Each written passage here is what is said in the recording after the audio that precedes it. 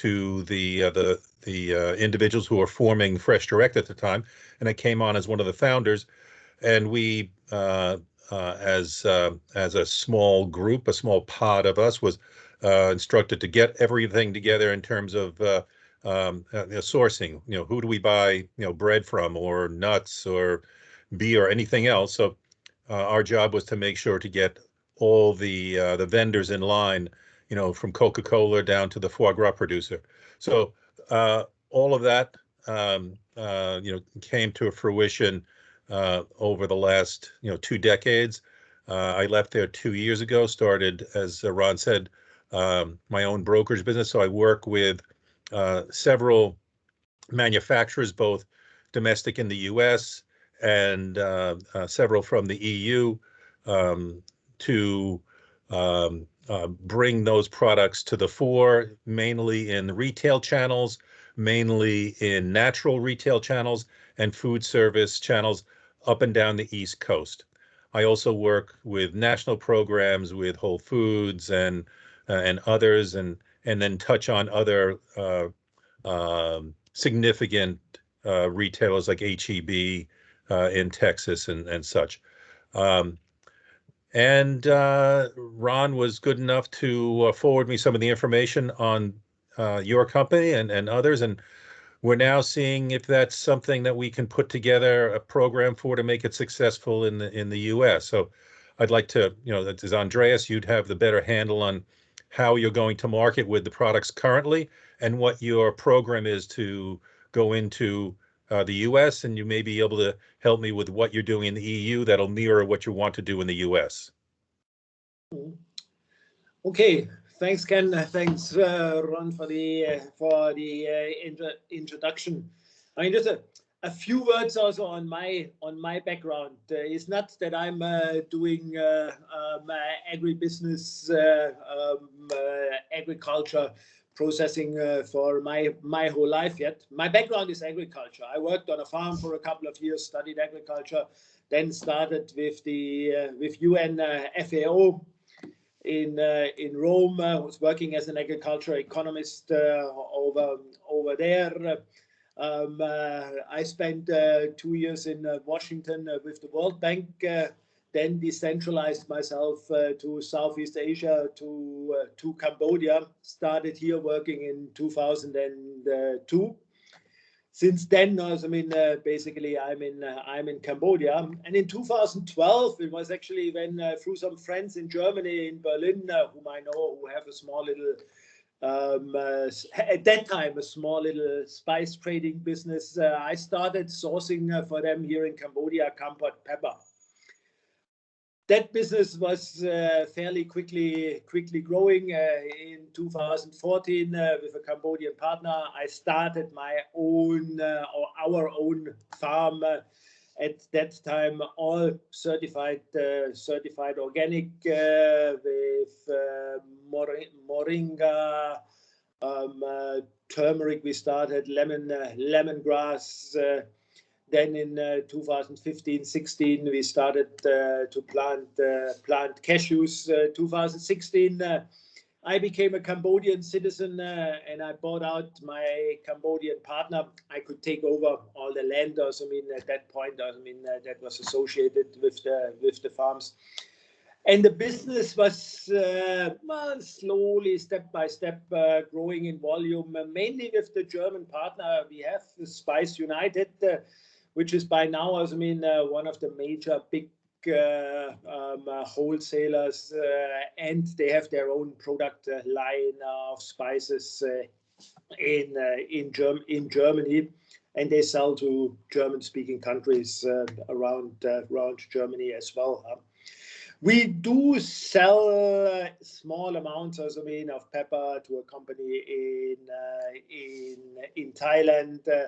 We did send some small amounts of pepper, long pepper, and some of our cashew nuts to some small retailer, or a guy who runs an online shop or two guys in the US. But we never managed also to scale this up to a significant level.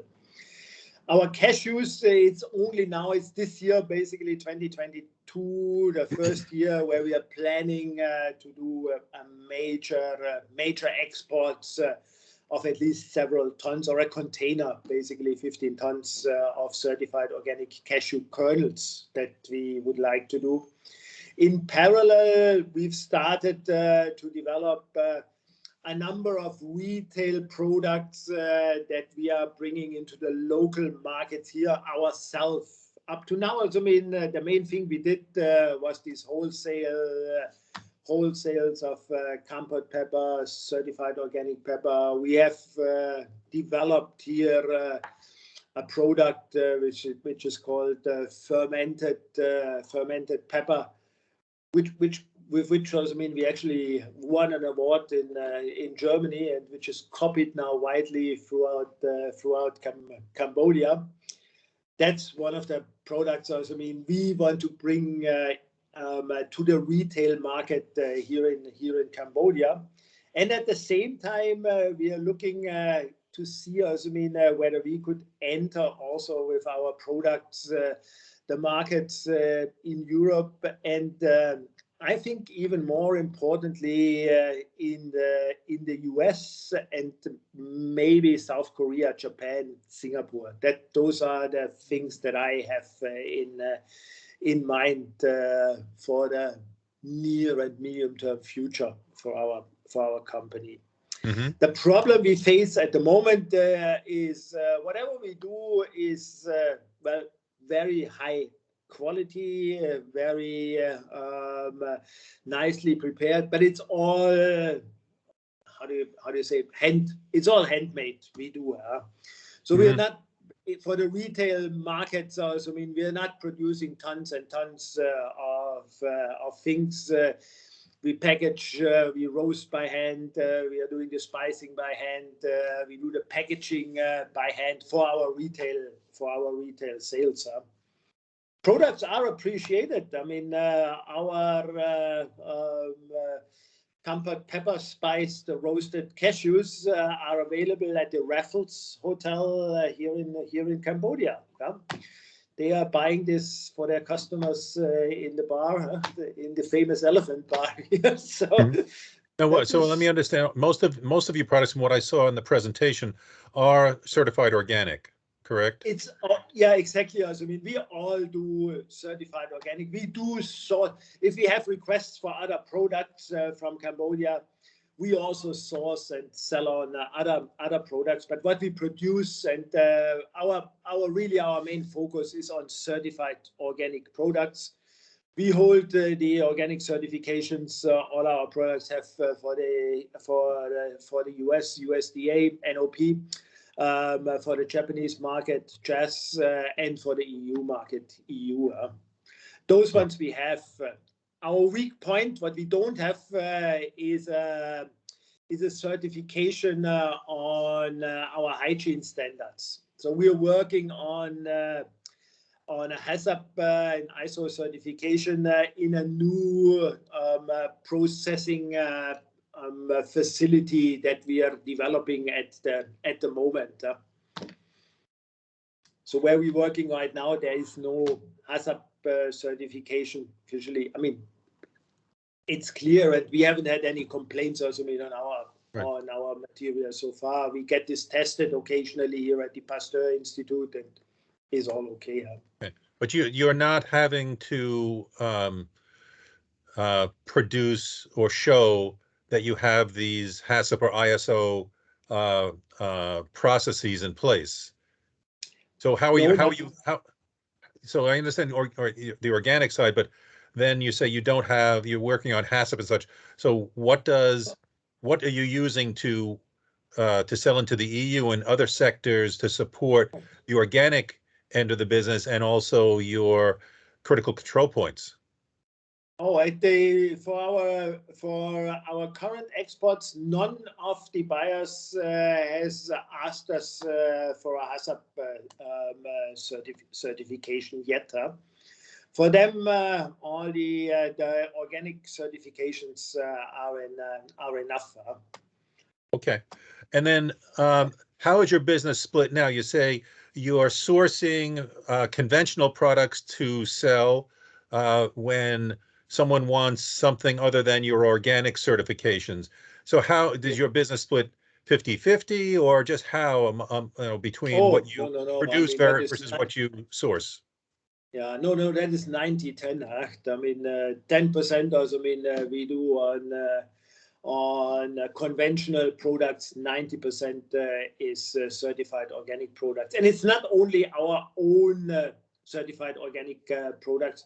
We do buy from other smallholders, cooperatives who do hold an organic certification, where mostly or basically all of them working together with local NGOs here in the country who support them in production and with their certification processes. Yes. And you want We it to do be the have same as yours. yeah. We do have also subcontractors here for our own under our own certification process. The long pepper, for example, that is certified organic and that we have, it's not produced on our own Kamya farm. It's another farm in another province, which we have helped to obtain their organic certification and who sells their long pepper basically to Kamya, because we are the official certificate holder for them. With the Kampot pepper we do, it's similar. We buy from other certified organic farmers. Our farm was actually the first one in Cambodia, also, I mean, who was certified organic for Kampot pepper production. Okay. And how do you see the business making its footprint in the U.S.? Which items do you want to see first, in U.S. shops? Well, the easiest for us would be the Kampot pepper we have, the certified organic Kampot pepper. That the one we do have in stock. It's comparatively easy to source from other certified organic farmers. If our buyers want more, we can package this easily. There's not so much processing, in fact, involved. Similar with the fermented pepper, which is a unique product, so to say. I mean, you don't find a lot of that. Also, I mean, anywhere else. So I need a little bit. Of background here and education on the pepper. So, I know, within Cambodian recipes, and now people, in the past couple of years doing more at home with non-US traditional recipes have brought this product in and other products, that would be so-called foreign to us. But the one that we use, are we using in the US a salted Kampot pepper, or a fermented one, or one that's simply dried? No, the normal one, I mean, so to say, I mean, the common one that is exported is the dried peppercorns, the black, red, and white ones. In Germany, also, I mean, it's mainly red one that is in demand. In France, also, I mean, they use a lot of white and black one. In Italy, also, I mean, it's also mainly the black one that is sold. Is this gourmet pepper, which holds also on top of the organic certification that we have. The basic certification for the Kampot pepper is a GI one. So there is this geographical indication. The pepper can only be produced in a few districts in the southern province of Kampot and Kep in Cambodia. So then tell me the difference on just the dried pepper, not the fermented pepper, but on the dried black pepper. How do you compare it to, let's say, an Indian telecherry?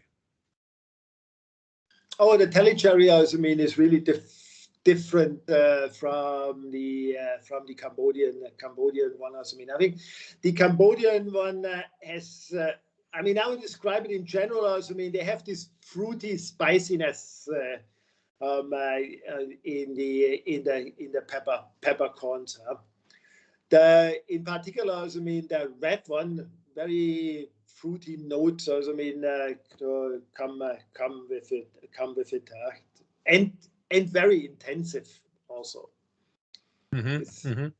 So, and you'd see these sold if we were to work with those would be sold as in a normal spice mix of just jarred spices, and this would just be labeled as a red compote or black compote pepper. It's usually it's very rarely used in spice mixes. No, I'm sorry. Really, I don't mean to. So as opposed to spice mixes, meaning a spice selection. So a spice selection. Yeah. So I would have, this kind of pepper or that kind of pepper. In this case, it'd be a glass jar of compote peppers. Yeah, exactly. Also, I mean, it's usually also, where it's sold. Also, is in in this delicatessen shops, specialized spice shops, and of course our products also, you find in Germany also, in organic retailers. So do you think would this be something that I could also offer to spice houses that are putting together products for both wholesale and retail, that they are blenders and packers of? Yeah, could indeed. But the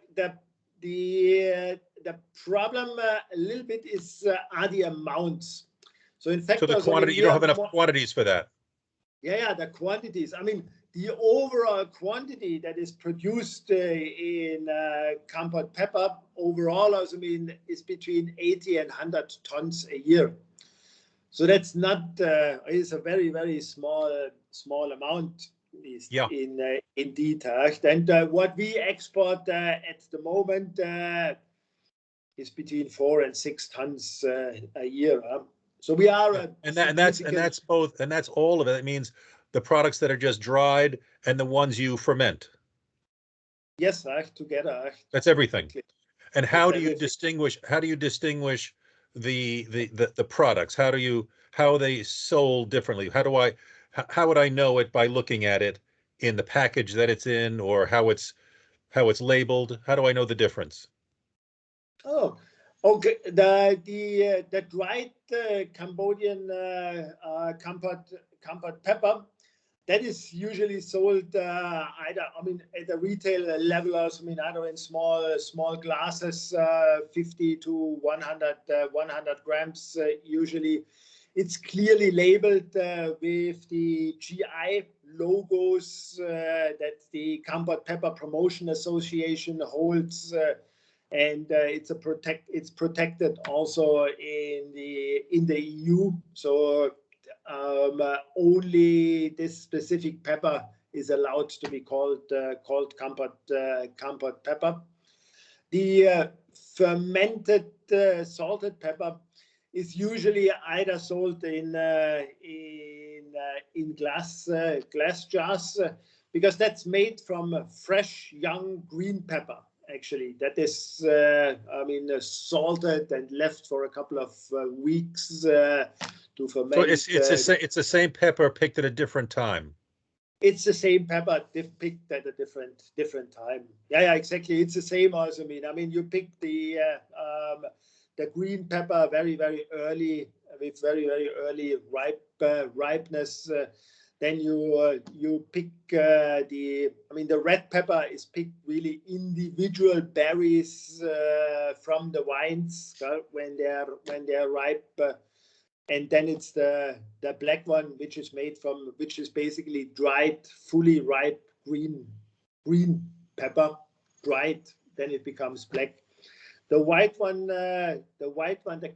the compote pepper white one has to be made from dried red compote pepper, which makes it very, very expensive. So it's all about the labor. Exactly, and the amounts. The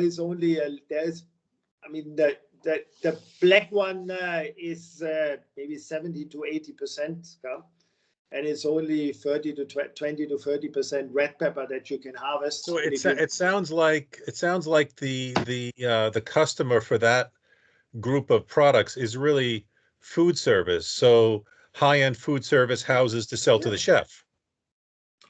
Yep. Also, exactly. I mean, that is where only because they would know more about using it. It doesn't sound like it's a universal item to go into your kitchen. No, it's not something also, I mean, that you find in usually supermarket shelves also, I mean, everywhere also, I mean, for people also, I mean, who look after pepper. You know, it's really foodies who are looking for something special, for a very special pepper. It sounds like the high-end natural channel in retail and better food service distributors that would sell into, you know, the better hotels or better restaurants. Yes, yeah, definitely. I mean, it's simply, I mean, it's already the price. But I mean, just an example, we sell normal Cambodian black pepper wholesale here for between or around $850 per kilo black pepper, certified organic black pepper. And that's already very good quality here from Cambodia. The Kampot pepper we sell for between $25 and $27 per kilo. Okay. So you're looking at three times the price. Yes, sir. Yep. Okay. Now, what about cashews? Talk to me about cashews and why these are so. Cashews that I know when I was sourcing these, I would typically I would source, you know, Indian or, you know, some Vietnamese. But tell me about the Cambodian products. Why is it better or different? In Cambodia, I mean, most farmers, Cambodia is actually the country with the highest growth rate in cashew production in the world. There are several 100,000 tons already produced in Cambodia of raw cashew nuts, and it's increasing. 90% of it goes to Vietnam for processing, and the Vietnamese sell this as Vietnamese kernels. Yes, we know this. Yeah. Yeah, exactly. Oh, you know this at your level. Yeah? I think most people, also, I mean, who buy the final products. Oh, no. No one cares. No one cares when they're shopping on the shelf. They're just looking at size or, you know, whatever. Yeah, exactly. Now, one thing that distinguishes the Cambodian cashews from others is the size. This is a blessing and a curse. I have difficulties selling kernels to European processors and wholesalers because they say they are too large. Yeah, so they typically they want smaller or broken if they're going to put it into a mix because they want price. If they want to show off a larger size, that's about, you know, selling a super jumbo or something that would, you know, garner a price that's 20 or 25% more than, you know, so-called normal.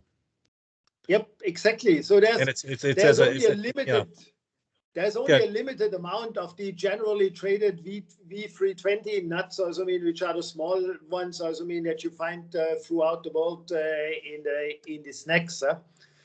I guess Ron, also, I mean, said, also, I mean, he will send you some samples, also, I mean, we've sent to them. Then you'll see, also, I mean, in the cashews that we don't even yet do a lot of grading on the sizes when we do this retail packaging and roasting and spicing.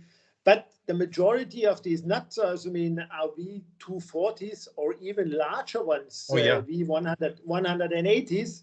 That's huge. And that's huge, exactly. And I mean, the big traders in Europe that I talked to, that I wanted to sell this year to bigger amounts, they all said, oh, this is too large.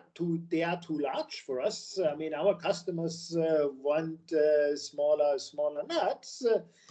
And the second problem is for the certified organic one. Again, there's only a limited supply. So the overall production in Cambodia of certified organic raw cashew nuts is only around 1,000 metric tons at the moment. It's growing quickly, but that means also, maybe around 200 to 250 tons of kernels. That is, for a large traders, that is nothing. 10 containers, that's what they buy per week, probably. That's no, that we would buy containers just for fresh direct. So and we do our own roasting. But it sounds like, again, these are going to be sold into a premium class and not go through another layer of manufacturing. This is something you want to have packed and ready and branded on your side, correct? As opposed to doing private brand or exactly. further processing. Preferably, we would like to sell them as Kamya branded into the retail market. But realistically, it would be perfectly okay for us to sell the kernels also in wholesale at the moment, because what I'm afraid of a little bit. The intention from our company is also to promote certified organic production here in Cambodia, because I think also that this is a high-priced country here already, and unless we are able to scale up on these high-quality products into high-priced markets, it's difficult for Cambodian farmers, to survive. Yeah. And we work together with smallholder cooperatives who produce these certified organic cashews, and unless we quickly find a market for them that pays a premium, many of them, I'm afraid, they will go back to conventional production, because they find it easier to spray and you want to support them. I got it. You don't want them to go back. So let's reiterate. I want to make sure that most of the production on the cashews are these larger sizes, so 240s, 260s, and up to 180s in size. Yep. Yes, sir. Yep. And then how you pack? There are the traditional varieties also, and there are smaller sizes also available. But the overall trend definitely goes to whoever starts anew, starts with this M23 variety, which was developed here in Cambodia, and these are large nuts. Yeah, and cashews are very popular. In this country, roasted, salted, mainly as varietals. So that's helpful. And if they were packaged as premium or super premium, because check out my nuts. This is something that would be I think a showpiece for a retailer if they appreciate that under your brand, right? Yep. Yes, sir. No, I'm sure. Even the packaging we have at the moment, which is not too fancy, so to say, it is quite nice, and people like it. And so. Yeah. So what size are you doing now? What's typical sizes? Where you say in the retail packs? The retail package. the retail packages also, I mean, I think that the paper pouches, which is also, I mean, in line with our philosophy, also, I mean, that is compostable paper bags, which is those black ones. Also, I mean, that's 90 grams of cashew of kernels inside. And we do here also, I mean, also 250 grams in glass jars. Yeah, I don't think glass is going to cut it in this market. Also, shipping is prohibitive with glass. But you can, how easily can you change packaging? In the place, so you have paper, right? So how is the paper managed to give you shelf life? What are you looking at for a packaged roasted nut for shelf life? Okay. They are roasted, spiced, I mean, cooled down and immediately brought into the paper bags. They have a liner, so it's basically, I mean, airtight, sealed. That's it. There is no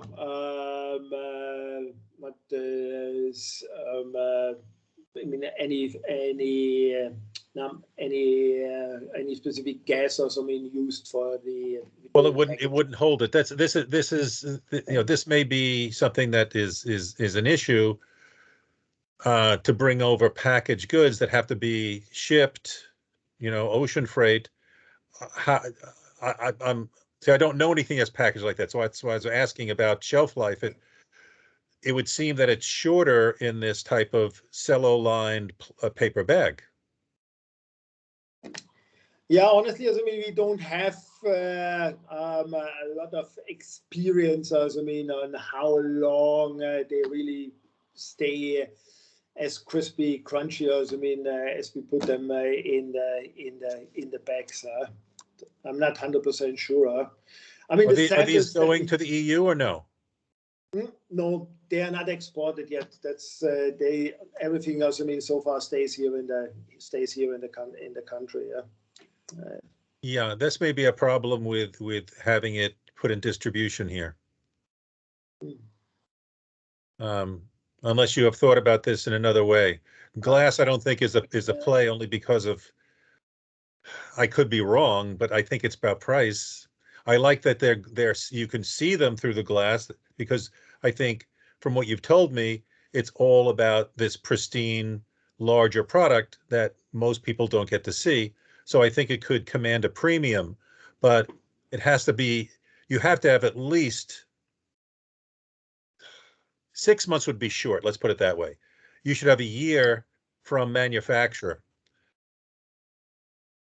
And if 6 months would be hand to mouth, that would be something you'd have to push real quick.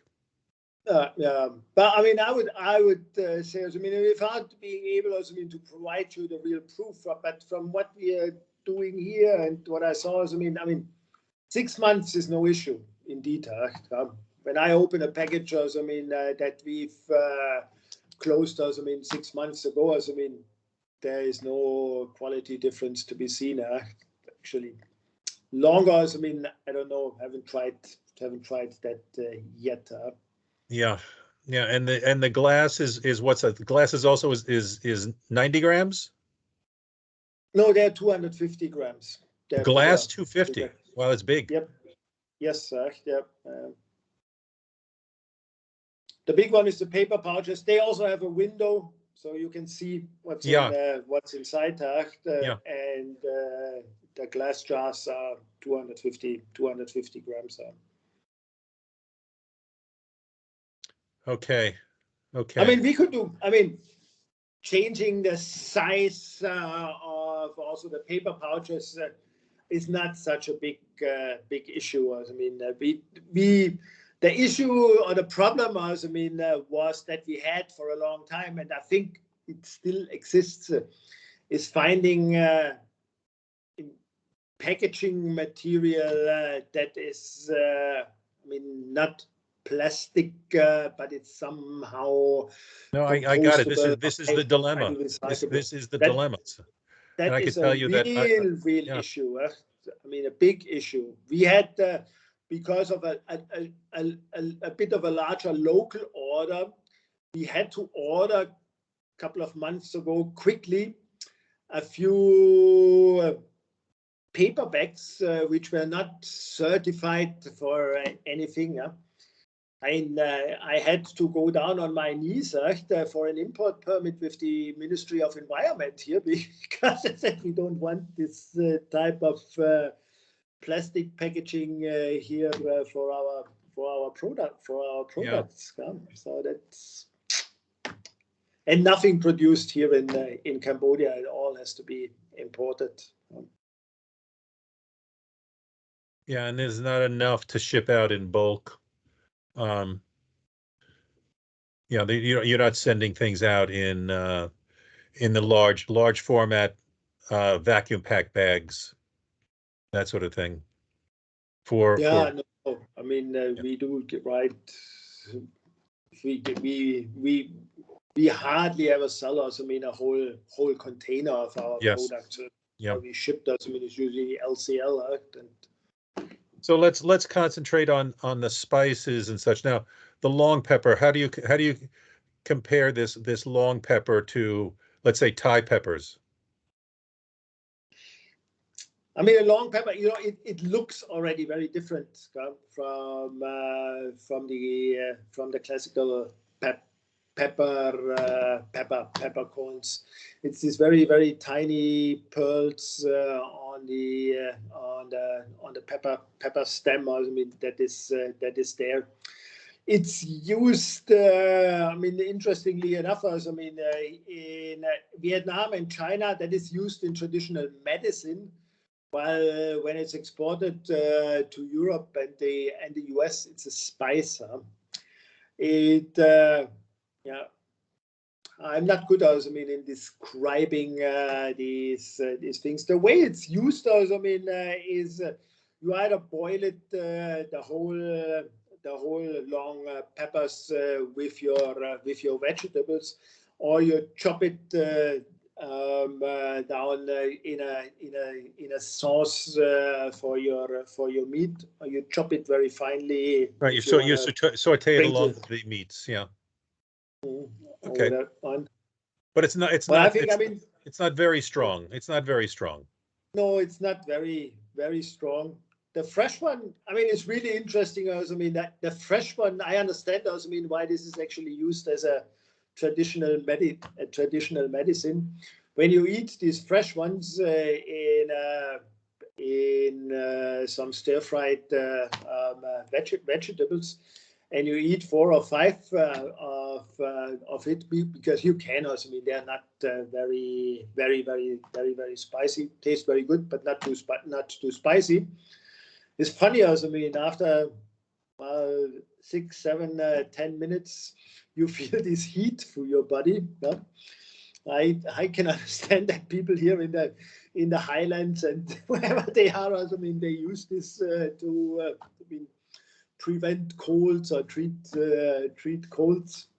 This probably Thomas, I mean, can confirm us. I mean, when you eat this long pepper, it has this effect on your body also. It's a very pleasant feeling, actually. Now, Ron, did you get any samples of the compote peppers? Yes, I have those, and we're actually, Ken, we're going to be sending you everything. I talked to Jim today, and they're going to be sending you everything from Seattle. So, you know, I have 5 pounds. He has like 550 pounds. So Okay. you're going to send you a selection of everything. So Thomas sent everything over there. So it seemed better had you tried these peppers before? The either the red ones or the black ones that Andres is talking about, the compote pepper? I have not tried them yet. No. Yeah. They I'm interested. They sound great though. I'm big on. I'm a big home cook, so these sorts of things I love to try. Yeah, I've only been home 2 days since I got the samples because I was in Dubai for 9 days. So Right. haven't had a lot of chance to do any home cooking. I'm looking Mhm. forward to being able to start doing that actually. Yeah. Nice.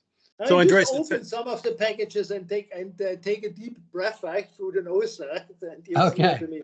This is fantastic. antiviral. Yeah. Yeah. So Andreas, is there anything I missed here? So we're talking cashews, we're talking some of the spices, we're talking long pepper. Is there anything else we should be discussing? We're working on our lemon certified organic lemongrass, in either in how do you say? I mean, dried and chopped. I mean that people use for teas or as ground as powder in certified organic quality. It's very nice, but I'm not sure. Also, I mean, whether this is. It's a great product. Our German buyers they love it actually, but I'm not sure. Also, I mean, whether this is something else. I mean, that would be interesting or competitive. Also, I mean, in the US. Well, I don't know. It wouldn't have a lot of sales, I can tell you, but lemongrass is recognized by anyone and everyone who cooks or eats these days. I mean, it's just that most of what we see and buy is fresh lemongrass, and then cut it into the dishes from fresh. But it would make sense to make it available possibly again into the food service arena where the chef can then use this more readily if the flavor is good and fresh in character, could use it in not necessarily in place, but to augment the fresh lemongrass. So that'll just depend on not me, but the marketplace and whether this makes sense. It may, but I would tell you overall, you're right. It'd be a very small market. Yeah, I mean, we're also thinking exactly of this issue. I mean, with a small market that we are probably starting this year. Also, I mean, not processing our lemongrass into dried lemongrass and lemongrass powder, but we will probably start producing certified organic lemongrass oil. That I think also mean is a better. Yeah, that may be a play. The other thing I'm thinking about are producers who are doing meals, ready meals, and the use of lemongrass when you're doing production would be prohibitive on the fresh side, but would make sense on the dried side. So that I think would be for a producer. I don't know who, honestly, but that's where I thought it may have application, but not generally in the retail trade and a little bit in the food service trade. Yeah, it's probably true. Also, I mean, also here, also, I mean, even here in the country, of course, you see mostly, also, I mean, it's fresh lemongrass. Also, I mean, it's so. I mean, funny enough, also, I mean, even in Germany, in all these Asia shops, also, I mean, it's fresh lemongrass which they have. But okay, the problem with that is if it's well, the stuff also, I mean, is comes in. I mean, also from Asia in reefers. It was frozen, or at least, for instance, it loses a lot of the flavor it originally has when you harvest it freshly here, or even when you dry it and ground it. The smell of the powder, if that's properly packed, also, I mean, I think the I think it's much better than the fresh one. But I mean, as you said, the tradition is you buy the fresh ones, chop them, and put those Yeah. ones into your curries or your other food. Also, I mean, that you do this Okay. like that. Okay. Well, I think I have a good idea. I'd like to, of course, try these whenever we can get some samples. That's great. Jim will send them over, so that's good. And we'll take a look. Yeah. And then I'll get back to Ron. We'll talk further if I see that there's an opportunity here. but I think it's going to be mainly on the spices as opposed to the cashews. But who knows? I'll put out some feelers.